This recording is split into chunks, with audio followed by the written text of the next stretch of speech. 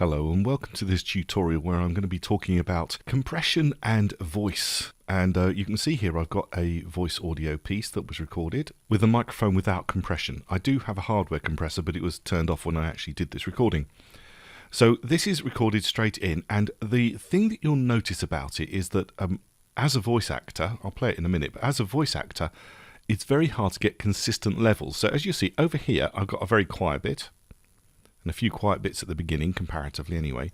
And then I've got the odd peak, which is very loud, fairly obviously. And then you've got certain parts which are really quite powerful. You can see the waveform thickness, if you like, making it a lot more powerful. And so the problem for the listener is the quiet bits, when they listen to quiet bits, they might want to turn up the volume. And then suddenly a powerful bit comes in, or something like this. And if the difference is too great, they want to turn the volume down. And you have such a wide dynamic range between those quiet bits and those loud bits that the listener finds it hard to cope. So the whole point of compression is to compress the dynamic range. So this, you can see here, goes from -2, and this quiet one here is, I don't know where that is, that's something like -20-ish. Yeah, so that sort of figure, -22, something like that. So it's a really, really quiet part. And so -2 to -22, if you like, is going to be sort of this 20 dB difference. Now, down the bottom here, you've actually got sort of the loudness bit, if you like. So 0 is the loudest it can be before distortion. So -2 is here. So -22 is way down here. And so those bits are going to be really quiet, these bits are going to be really loud, and the whole point of compression is to reduce that dynamic range. And what we ideally would like to do is end up with is something that's got consistency between the top and the bottom, and depending on who's using it, they can choose how loud they want the overall thing to be. But when they amplify it, to get it to the right level, if you like, they can actually decide whether they want the whole thing to be at -3, -6, -12, whatever works for the system they're in. And a compressor's job, anyway, is to reduce this dynamic range, to compress the dynamic range between the loudest and the quietest parts. So I have a picture that I've drawn just to explain what's going on here. And these are random figures, by the way, so don't use these as gospel. They're just ideas for you. So what are we looking at? So we're looking at the input volume at the bottom here, okay? This is the input volume. And it goes from -infinity, which is effectively silence, all the way up to 0 dB, which is the maximum you can go to before it distorts. And then what it's saying is the standard behavior, which is the whole green line, is that whatever comes on the input is matched over here on the output. So 0 dB on the input would give you 0 dB on the output. -25 dB on the input gives you -25 dB on the output. This is known as a ratio of 1 to 1. So if you come in 1 dB, you go out 1 dB. If you come in 25 dB, you come out 25 dB, etc. So that's what you're talking about, a ratio of 1 in, 1 out. That's why this line looks like this. Now the point of compression is that we can actually decide at a certain point, that's what the yellow line represents, is this arbitrary figure here at the moment, but it represents a point where we're saying anything louder than -25 dB, I do not want to have a standard 1-to-1 ratio. What I want to do is say, let's say 5 dB on the input, so from -25 to -20, would actually only give me 1 dB on the output. That would be a ratio of 5 to 1. 5 dB on the input would give me 1 dB on the output. And the idea behind this is that if I just go to my transform tool, if I take this item here, is we effectively bend this line from the selection point onwards, so that if it was 5 to 1, the maximum is obviously from 25 to 0, that's 5 lots of 5, but it means on the output, the maximum it can be is -20. So when this hits 0, because I am compressing it at a rate of 5 dB input, only gives me 1 dB output. When it's done all these dB inputs, it'll only give me a maximum of 5 dB difference between this point and the point above. I have compressed it, and I've compressed it with a ratio of 5 to 1. Now, the ratio is up to you. Technically speaking, I'm told that beyond 7 to 1, anything greater than that ratio is technically limiting. And of course, it is always possible to do that, to make that absolutely so it can't be any louder. Not necessarily the best solution. The idea is you still want some dynamics, Now bear in mind this lot here is unaffected, so the quiet stuff is still pretty quiet, but the loud stuff has now been reduced by anything up to 20 dB, which is quite a large amount. Now, the next thing that happens is the whole thing is now quiet. Okay, so the maximum volume of your item is now at minus 20 dB, but the quiet bits are still really quiet. And there is one final step you can take, which is called, you can call it output gain or makeup gain. But basically you apply a gain transformation that says turn the whole lot up. So that my minus figure here would be up, say, here somewhere, but equally the whole line would have moved. So this quiet stuff here would have moved up by the same amount. This quiet stuff here would have moved up by the same amount. So all of this will go from being like this to sort of something up like this. Okay, so that's what makeup gain is. It's making the whole thing louder. And that also means that because we've done this compression, the difference between the quiet bits and the loudest bits is far less. So with that explanation in mind, if it hasn't blown your mind already, let's pop over to Audition, which is what I'm just showing this in. If I get a chance, I'll try and show it in another application as well. And then we'll talk about adding a compression. So here is the audio piece. It's just a character. Quite why the White Witch would want your company, I cannot tell. And who am I to pass judgment on such a noble lady as she? Now go away. I have far better things to do than to listen to you prattling on. Okay, and as we've seen before, there is a big difference between the quiet bits and the loud bits. So to apply an effect in Audition, we can do it through the effects menu or the effects tab. I'm going to do it in the effects tab here. And we're coming up to the first one that says amplitude and compression, and there's a very simple one which is called the tube model compressor, which is the most basic of all compressors. And when I click on that, it comes with presets, which is really great, and most compressors will come with presets. And you can go down and say, well, what am I trying to do? Oh, actually, you know what, I'm trying to do a voiceover. Well, if I click on voiceover, it gives me some default settings. The whole point of this tutorial is that you understand what's going on. So let's have a little look. Threshold. That would be where compression starts. In other words, where is the yellow line? Everything quieter is unaffected, everything louder is affected. Okay, so it says minus 16 dB. So if we have a little look over here, minus 16 is about here.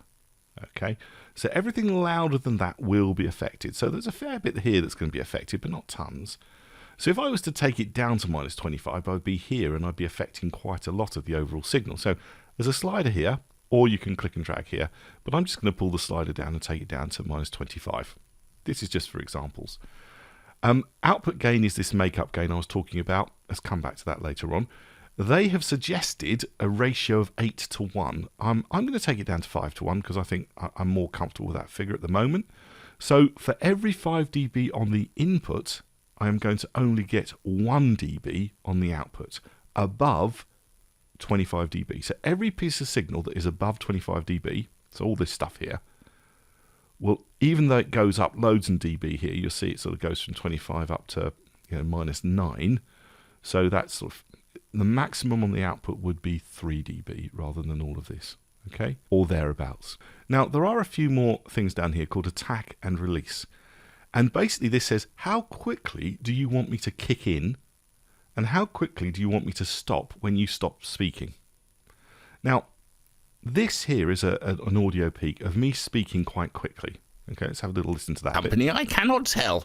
So I cannot tell. So it's a cannot. Cannot tell. Okay, so it's actually quite a sibilant, hard sound, but it's incredibly fast. And we might find that 5 milliseconds is not enough. So when you actually do speech, some of the speech that we do, so say for example a laugh, ha ha ha ha ha, those peaks of the ha ha ha ha ha come very, very quickly. And sometimes you need the whole thing to kick in very fast so that you can actually affect these areas. So we'll try it at 5 milliseconds, but we might need to be even faster than that. And release is how long do you want it to sustain afterwards? Now, a long release is probably more to do with a musical instrument. And we're not dealing with musical instruments, but you can do guitars, drums. Compressors these days are on everything. But 100 milliseconds, I'm comfortable with that. Okay, so let's have a little listen whilst looking at these two sliders here. One is the input and the other is the output. So it's applying the compressor as sort of a dynamic process, and we can see the difference between what's actually coming in and what's coming out. So let's play while we're watching that. Quite why the White Witch would want your company, I cannot tell. And who am I to pass judgment on such a noble lady as she? Now go away. I have far better things to do than to listen to you prattling on. Now you can see that when I apply it, this is kind of the area that we're actually seeing the maximum of the peak.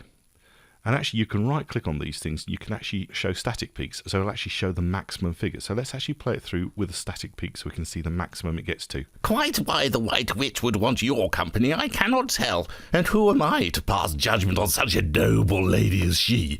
Now go away. I have far better things to do than to listen to you prattling on.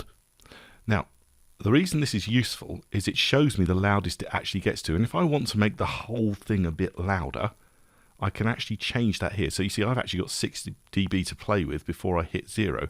So if I come back to the compressor again, you'll see that the output gain at the moment is only 4 dB. Now I could, if I wanted, add a few more dB, but before I do that, the way you should check to see if a compressor is actually working properly is to make sure that the output gain doesn't change the volume of what you're doing when you turn an effect on and off. So I'm at 4 dB. Let's play this through, turning the effect on and off, and see if there is a noticeable jump in volume. Quite why the White Witch would want your company I cannot tell, and who am I to pass judgment on such a noble lady as she? Now go away. I have far better things. I would say no, that didn't make a massive difference, but it did allow me to hear the additional richness that applying the compressor actually was making. So the volume was not different, but I could hear the richness. I'll do it one more time so you can get a sort of sense of what's going on. Quite why the White Witch would want your company I cannot tell, and who am I to pass judgment on such a noble lady as she? Now go away. I have far better things to do than to listen to you prattling on. I think it sounds richer with it on. Okay, and I'm actually going to increase this output gain. I'm going to go up to 8 dB, so that's going to take it pretty much louder now, but I can do it at this stage now that I've heard what difference it makes. So if you look down here, if I just reset these indicators and I can play it again, it should get up here somewhere. Let's have a little play. Quite why the White Witch would want your company I cannot tell, and who am I to pass judgment on such a noble lady as she? Now go away. I have far better things to do than to listen to you prattling on. You see, that's my new static peak. So that's showing me how loud the end result will be. So let me just go back to dynamic peaks and let me apply this and let's see what it looks like, because we might need to make another change because we might not hit some of these items here. So let's apply it and see what the waveform looks like. So look at the difference in the waveform when it's applied. Okay, so you can see that this stuff is definitely a lot louder, but the high peaks haven't been affected. So I'm going to undo that, Control Z, and I'm going to open up the compressor and I'm going to actually turn down this attack to 1. So I'm basically saying kick in immediately. As soon as you see a peak, go. Now let's have a little listen and see if it's made a difference. Quite why the White Witch would want your company I cannot tell, and who am I to pass judgment on such a noble lady as she? Now go away. I have far better. I think it sounds again a lot better with it applied. So let's actually now stick this on by applying it to the waveform. And you'll see by going down to 1 millisecond, I really have hammered those very fast spikes, which was the cannot, etc., etc., which is giving me a much more even change. So the difference between the quietest bits and the loudest bits is just a few dB. It's not all the way down here and all the way up here. And that's what compression actually does.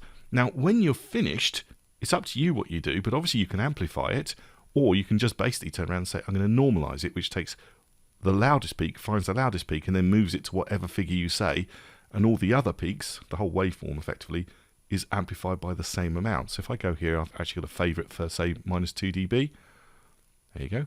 Everything's louder. So the end result, having applied compression and normalization. Quite why the White Witch would want your company I cannot tell, and who am I to pass judgment on such a noble lady as she?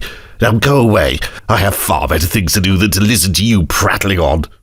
There you go. So that's compression applied, and the end result is a richer sound and a louder overall production, which is going to be a lot easier for people to listen to without these massive variations.